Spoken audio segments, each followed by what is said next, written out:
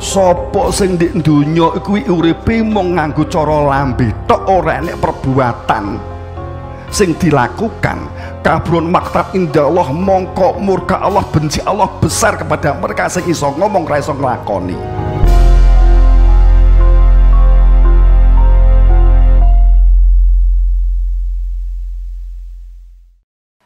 Nek jenengan ki karo ki ndek nggone sareane Maktum Ibrahim, nggone sareane anu niki wis krana gidrang njaluk iki lho wonge yaine kuwi.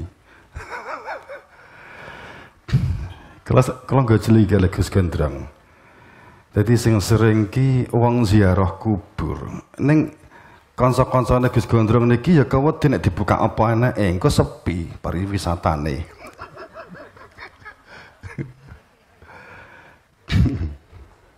Ya kok dibijaki gimana lah.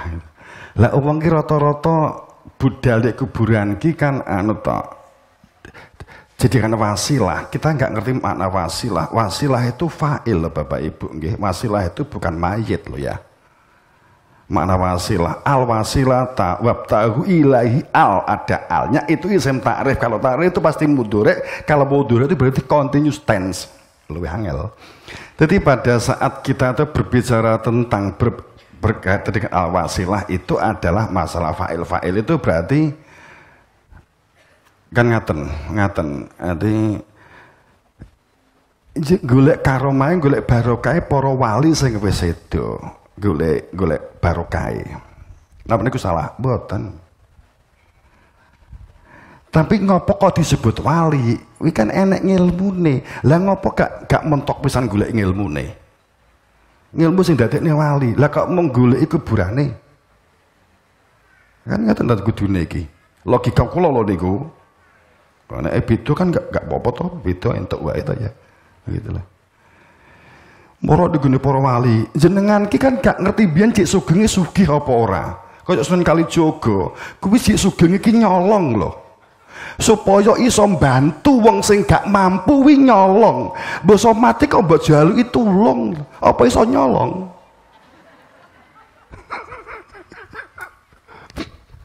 Pangapunten Gus, guyon ya Gus ya. Ayo. Sing nyapi kotak iki.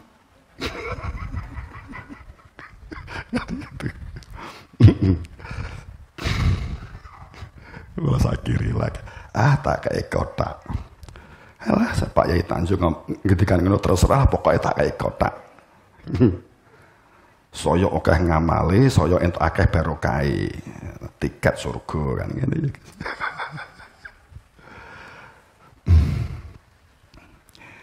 Tiket surga itu napa Bu? Kunci surga napa Bu? La ilaha illallah. Berarti jenengan saiki ndang nginguk manuk mbiyu Bu. Latihan la ilaha illallah.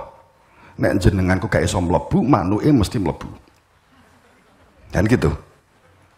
La ilaha illallah, la ilaha illallah. Jadi di jero surga ku isine manuk. Nah, sing duwe manuk do di jaba. Neraka.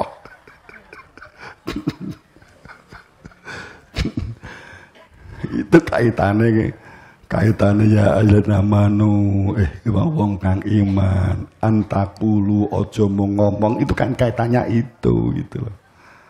Gitu. Lah nek mung muni la ilaha illallah wis langsung ahli surga. Ayo manuk gitu. Manuk wis dilatih la ilaha illallah. Wong kula duwe kanca, duwe pedatan rono-rono enek sing muni la ilaha illallah, la ilaha illallah. Beberapa enek sing assalamualaikum, assalamualaikum jenengan sinten enek. Tapi ya enek sing cuk. Bagi jan manuk ahli neraka kae.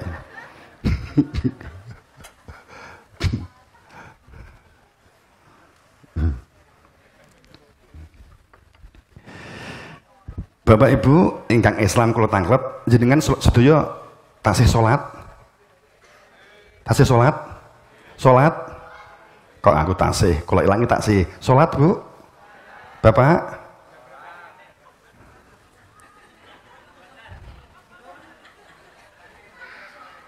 Salat nggih? Salat.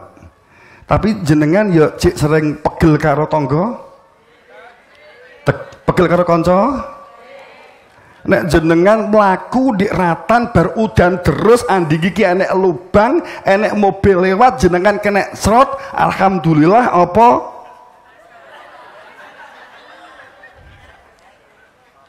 Berapa?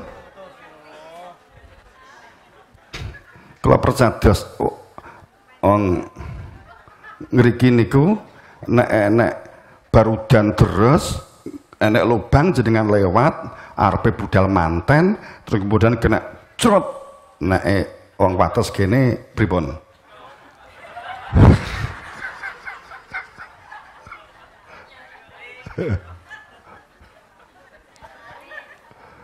Alhamdulillah, astagfirullah, atau cok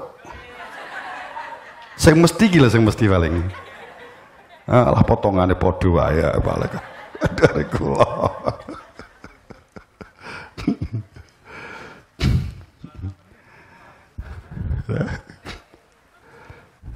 Nek dilane tangga cek nesu, nek disuguh bojo, nek masak kasinen cek nesu mboten ping pisan gak piye-piye, ping pindho rada nglundril, ping telu rada mangkel, ping papat kok asin terus to Bu? Pinten pripun? Nggih. Cek ngono. Tapi salat nggih. Jadi salat kuwi dingin hapus tukaran karo tangga ngaten. Leres? Jadi koreksi awake dhewe iki salate khusyuk apa ora itu kepribadian sing kebentuk di dalam diri kita. Nek awake dhewe iki salat ning nyatane cek gampang pegel, cek gampang suudon, cek gampang prasangka, cek gampang pengen nonjoki koncone, cek pengen ngelokne tanggane, cek nglecehne tanggane, cek embuli siapapun bahkan beda agama, beda keyakinan, beda suku, cek lengket, sholatnya dipertanyakan sebagai bentuk perwujudan sholat khusyuk. Ngapa? Saro'alakum minadin mawasobih nuhawaladi auhaina bla bla bla bla. Bahwa sholat itu tiangnya agama. Kok nyatane sholat intine syariat tatanan lahir di dunya kuwi intine adalah sholat, dan intinya syariat itu di dalam sholat membentuk kepribadian an akimudin wala tatafarroku. Nek kowe sholat maka disebut penegak keyakinan, penegak agama, penegak kehidupan, tepatnya begitu. Akan tetapi pada saat ternyata kehidupan yang dijalani pada sudah sholat masih terbentuk penyakit-penyakit hati dan membentuk perilaku pikiran yang kotor dan perilaku yang merusak, maka sholatnya dipertanyakan sebagai bentuk sholat yang khusyuk yang akan membentuk kepribadian, mencegah fahsya wal mungkar. Kan ingatan? Sholat itu kata silah, menjadi wasilah, menjadi wasitah, wasitoh, pakai tok ya. Pada saat kita berbicara tentang silah sholat, nyambung semua unsur kejadian manusia, uteknya, pikirannya, bentuk pikirannya, nyambung dengan kupingnya, nyambung dengan matanya, nyambung dengan perilakunya, sosialnya, kehidupan, maka itu disebut sebagai perwujudan dari sebuah sholat. Kan begitu sebenarnya. Maka dikatakan bahwa hanya dengan sholat mencegah fahsya wal mungkar itu adalah hanya dengan sholat. Apa itu fahsya? Apa itu mungkar? Kemudian ada ungkapan bahwa sopo sing sholat akan tetapi sahun, maka fawailun. Wujud fawailun meniku nopo? Celaka.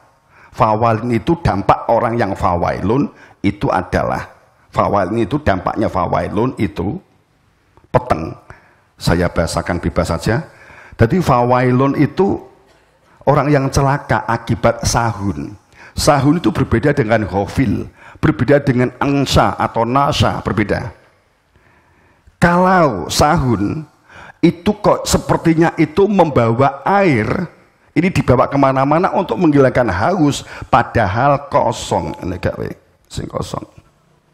Ya. Nah, ini kan ternyata kosong. Yang dikatakan sahun itu adalah wadah yang kosong, tidak akan pernah menghilangkan haus. Itu namanya sahun. Sahun itu nggak ada kehadiran di dalamnya, tapi kita mengira ada kehadiran dapat menghilangkan haus, disebut sebagai sahun. Kebalikannya dari sahun itu khusyuk. Hadrati fi qalbi ila wajhullah.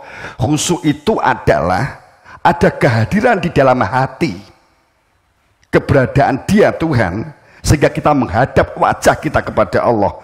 Ada kehadiran istri sebagai suami, sehingga ada istri di dalam hati, maka kita dapat menghadapkan di dalam angan-angan kita istri kita. Maka kamu gak akan kesesat, kemana kamu pergi pasti pulang. Tapi kalau kamu pergi hatinya kosong, padahal punya istri, punya keluarga, kosong, yang ada adalah istrinya orang lain, pasti nggak pulang. Gini apa betul? Maka dikatakan fawailun, celaka. Ciloko. Itu sahun. Tapi kalau orang menunda waktu, itu namanya ghafil, orang yang menyepelekan. Penjelasannya menjadi nifak, menjadi fasik. Jadi orang yang menyepelekan, menunda-nunda waktu yang seharusnya dapat dilakukan, maka disebut munafik. Nifak. Kan ngatan. Itu sudah ada istilahnya sendiri. Ini kan karena banyak, mohon maaf, banyak ustadz yang jumbuh-jumbuh ke. Seperti zikir karo wirid itu jumbuh. Jadi Allah, Allah, Allah, Allah itu bukan zikir Bapak Ibu, itu wirid. La ilaha illallah itu wirid. Gitu. Zikir itu posisinya di dalam hati, berkaitan dengan khusyuk. Kalau wirid kaitannya dengan lisan dan perbuatan. Kalau jenengan di warung ingat kopi, jenenge zikir kopi. Tapi kamu nyebut bu kopi, wiritanmu adalah supaya kopi itu teko, jenengan wirid bu kopi, itu diarani wirid. Urudul bastul mawahibi. Saat seseorang itu wirid, maka akan mendapatkan apa yang diminta. Itu perbedaannya. Di dapur jenengan mung batin mung zikir tok, nggak berbuat apa-apa. Terus orang nesu arep bojone, kowe iki gak ndang nyuguh aku ki wis entek, wis luwe lho. Wis tak tembungket kemeng. Lha nyapa? Wis tak zikiri kowe iki kan gitu. Jadi pada saat wirid itu berkaitan dengan tatanan syariat, kalau zikir berkaitan dengan tatanan hakikat. Zikir. Makanya kenapa? Rukun keselamatan, rukun Islam yang pertama makrifat. Al-Bunyun ala khomsin, Islam itu dibangun di atas perkara. Tak bahasane bebas supaya konco-konco ini, karena ini sebenarnya sama sejak Nabi Ibrahim. Pangapunten. Nabi Ibrahim itu ngutus putrane. Kita sering berselisih dengan teman kita yang Katolik atau yang Kristen. Sing dibelih itu Nabi Isa, nek wong Kristen Nabi Iska kan gitu. Gitu. Wong Islam itu gak tahu rukun untuk masalah ini. Nek jenengan takok kula, sing di sebelah situ Pak Yai loro-loro nih. Kan gitu. Kok ngeten aman?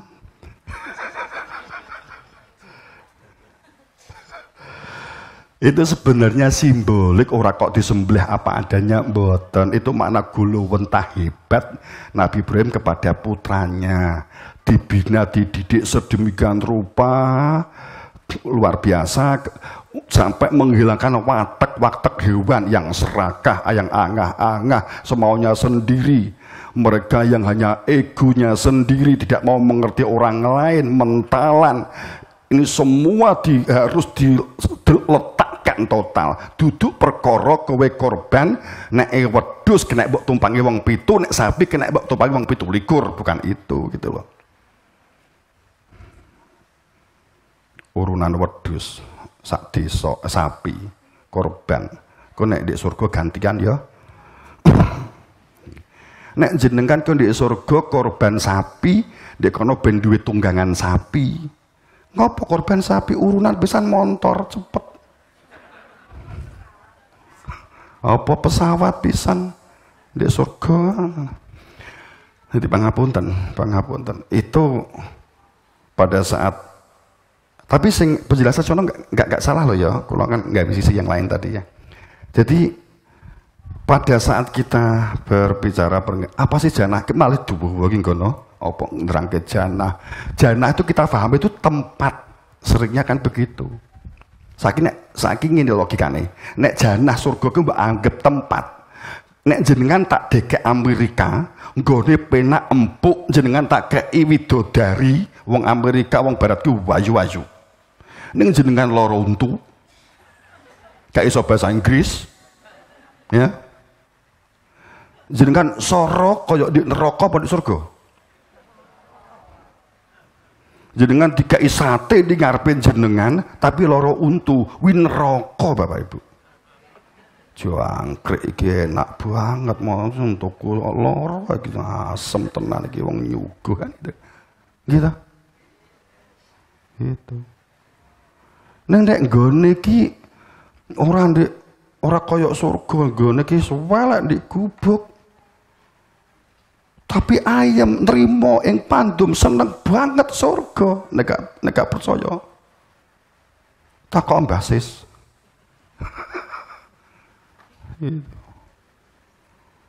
Oh, ketulo-tulo di tengah alas, ulo dipangan ya enak wae gitu. Jengklotnya didahar le.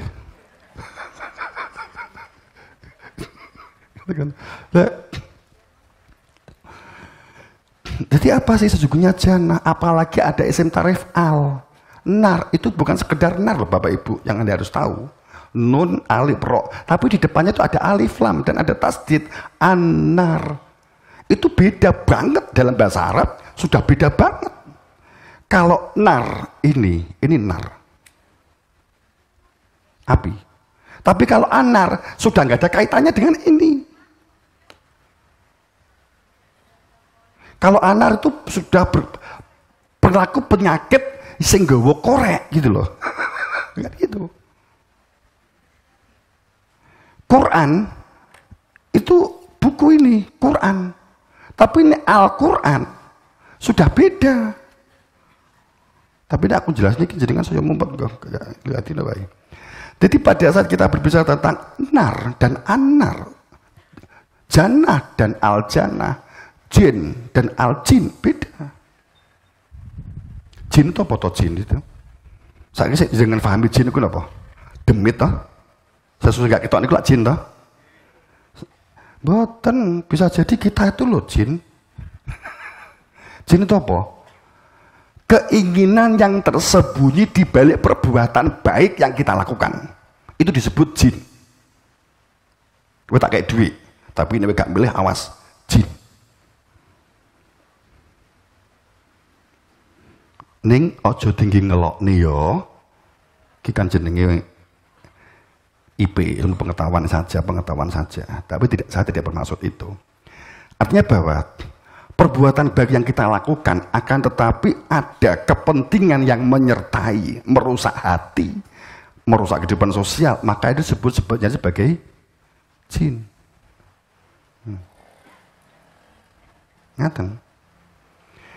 Nek sing wong gak ketok kae demit, druwu dan seterusnya, apa itu disebut sebagai jin? Itu kan hanya dampak saja dari perilaku jin dhisik kan begitu gitu loh.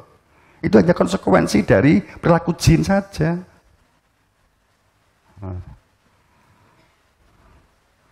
Nek jun itu beda lagi.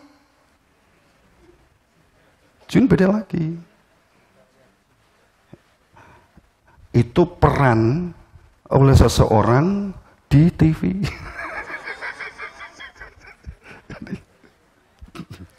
Jin dan jun. Bapak punya bahagia. Jadi kembali saya tadi kan ngomong sholat. Seberapa jauh sebenarnya kita telah menjalankan sholat? Kita tuh bingung sholat geger ini. Allahu Akbar. Karena pelajaran yang kita terima saat kita dulu sekolah kan gini kan. Allahu Akbar. Saat ada yang melihat, Allahu Akbar. Bid'ah. Kan gitu kan? Ada yang Allahu Akbar. Bid'ah. Terus enak sing ini. Allahu Akbar. Enak toh? Nah itu. Sing digegeri itu ini. Ya bisa jadi begini kan kemeng tuh karo benak lagi tangan kan gitu bisa jadi. Kayak iso ngene mergo ngene ya mergo tangane kesel kan gitu. Sing dimasalahkan itu. Dimasalahkan itu. Intine salat niku Bapak Ibu. Innani anna Allah la ilaha illa fa'budu wa aqimi sholah li dzikri. Intine salat itu kanggo zikir. Untuk zikir. Zikir itu ada kehadiran. Saiki ngaten. Tadi kan saya matur, kalau sholat kita itu ngecek wis khusyuk apa urung diterima oleh Allah apa enggak, ceknya ke diri kita sendiri aja. Ceknya kita nggak usah nilai orang lain.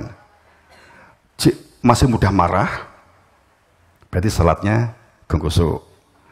Masih suka mencari kesalahan orang lain, sholatnya berarti enggak khusyuk.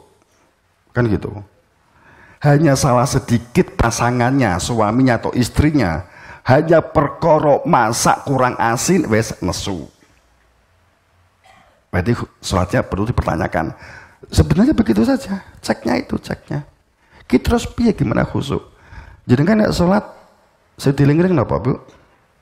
Bapak? Saya dilingring napa? Allahu Akbar. Ingat Allah, ingat tempe, ingat hutang,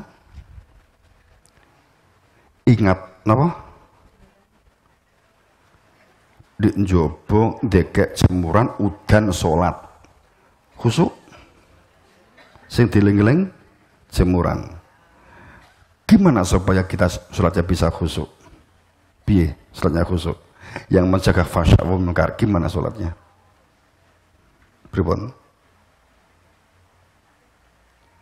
Dan sebenarnya ini balik kepada al-awaluddin ma'rifah tadi. Segala sesuatu itu awalnya ma'rifat wis to. Nikah awalnya takkan dikenal deh. Ben gak marah ya awak dhewe ngaten lho nggih Bapak Ibu. Nek wis krungu wong ma'rifat itu jenengan mesti nganggep wong kuwi hebat. Nggih napa mboten? Nggih napa mboten? Kan ngaten. Wah, Pak Kai wis makrifat, itu langsung jenengan silau, nggih ta? Jika saat kita tuh suka dendam, iri, dengki, mentalan, semaunya sendiri, menilai orang jelek, apapun, maka yang berfungsi adalah sanubari.